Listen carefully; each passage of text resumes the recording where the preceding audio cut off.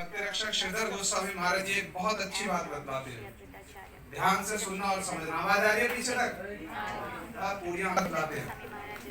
श्री चैतन्य महाप्रभु जी हमारा मूल धन है।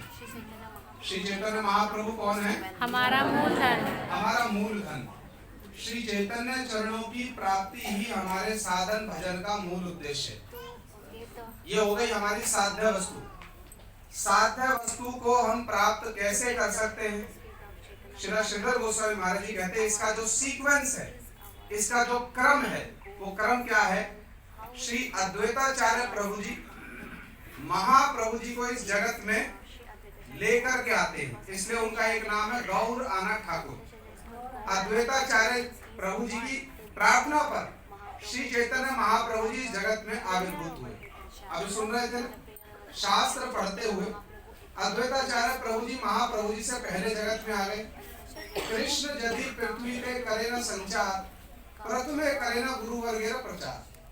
पहले जब कृष्ण इस जगत में आकर या महाप्रभु जगत में आकर लीला करना चाहते हैं तो वो अपने माता पिता गुरु वर्गों को भेजते हैं। श्री अद्वैताचार्य प्रभु जी यद्यपि महाविष्णु हैं, कविराज गोस्वामी जी ने उनको प्रणाम करते हुए लिखा, महाविष्णु जगत कर्ता माया या सजत तदा तस्य अवतारेवायम अद्वैताचार्येश्वर। यह अद्वैताचार्य जी साक्षात महाविष्णु है।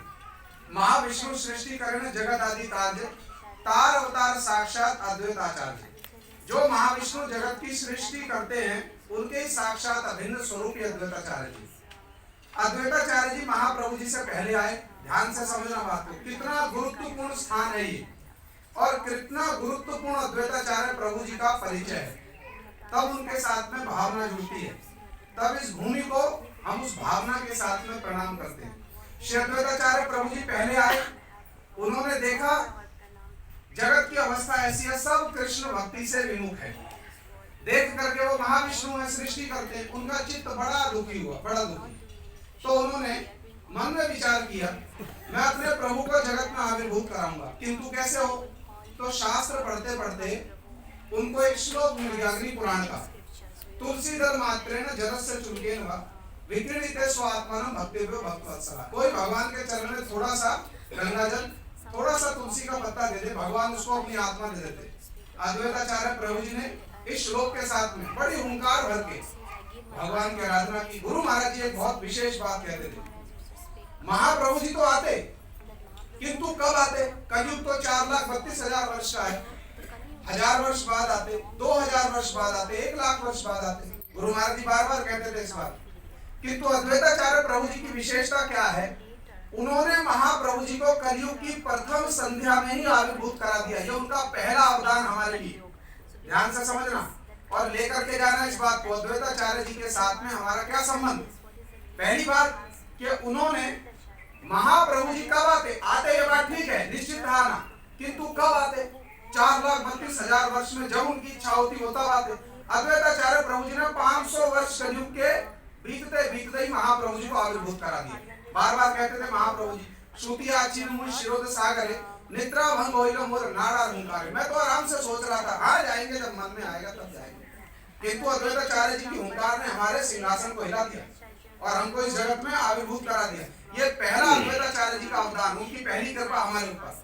और यही नहीं है बात, जब अद्वैताचार्य जी का महाप्रभु जी के आत्म प्रकाश के बाद में अद्वैताचार्य जी का महाप्रभु से मिलन हुआ श्रीवास आंगन में, तो अद्वैताचार्य जी ने महाप्रभु जी की महापूजा की। उसके बाद महाप्रभु जी उनसे कहते वर मांगो। तो अद्वैताचार्य जी क्या वर मांग रहे, सुनने की बात है, ध्यान से। ये अद्वैताचार्य जी की कृपा है।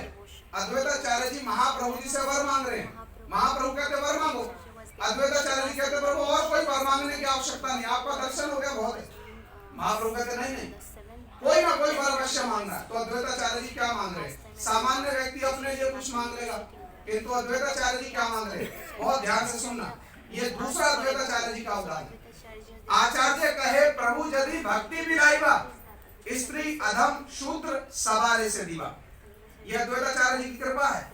महाप्रभु ने कहा वर मांगो, वो कहते प्रभु मेरा वर ये है, जब आप भक्ति का वितरण करोगे विचार करके मत देना, इसको देना है इसको नहीं देना, ये योग्य है ये योग्य है। आचार्य कहे प्रभु यदि भक्ति बिलाइबा, प्रभु यदि आप भक्ति का वितरण करोगे, स्त्री मूर्ख अधम सवारे से दीवा, प्रभु योग्य अयोग्य का विचार किए बिना बिना महाप्रभु जी ने कहा तथास्तु, यही वर है। इसलिए महाप्रभु बार बार इस बात को कहा करते थे, अद्वैतेन बले लोक पाइलो भक्ति। अद्वैताचार्य प्रभु जी के बल से हम लोगों को क्या प्राप्त हुई है? ये भक्ति प्राप्त हुई। यह अद्वैताचार्य जी का दूसरा अवतार। पहले तो गुरु महाराज जी कैसे बुलाते हैं महाप्रभु जी को, और फिर महाप्रभु जी से हमारे लिए वर मांगते हैं कि प्रभु पात्र पात्र का विचार किए बिना सबको भक्ति देना।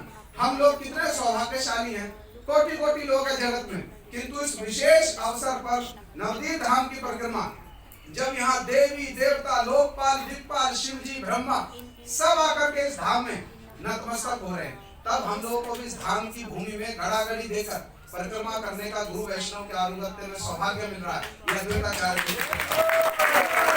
गोस्वामी महाराज जी क्या बोलते हैं, सीक्वेंस है। हम यहाँ क्यों आए हैं? हम यहाँ इसलिए आए हैं, श्री श्रीधर गोस्वामी महाराज जी एक टर्म बोला करते थे, अद्वैताचार्य इनवाइट और नित्यानंद प्रभु गिव। श्री अद्वैताचार्य महाप्रभु जी को निमंत्रण करते हैं। महाप्रभु मूल धन है, उसको जगत में लेकर कौन आते हैं? अद्वैताचार्य। और उस मूल धन महाप्रभु जी की चरण सेवा का वितरण कौन करता है? नित्यानंद प्रभु जी। इसलिए वैष्णव लोग बहुत कृपालु हैं, हमको ऐसे परिक्रमा कराते हुए स्थानों पर ले आते हैं। हमारा इतना पारमार्थिक मंगल होता है इन सब छोटी छोटी परिक्रमाओं को करने से, जिसको भाषा से वर्णन करना कठिन है। इसलिए अद्वैताचार्य जी के चरणों में तो बार बार प्रार्थना और प्रणाम करेंगे। इन वैष्णवों के चरणों में, विशेषकर हमारे पूज्य श्रीधर महाराज जी, प्रत्येक वर्ष हम लोग को इतना जतन करके इस स्थान पर लेकर आते हैं। इनके भी चरणों में हम लोग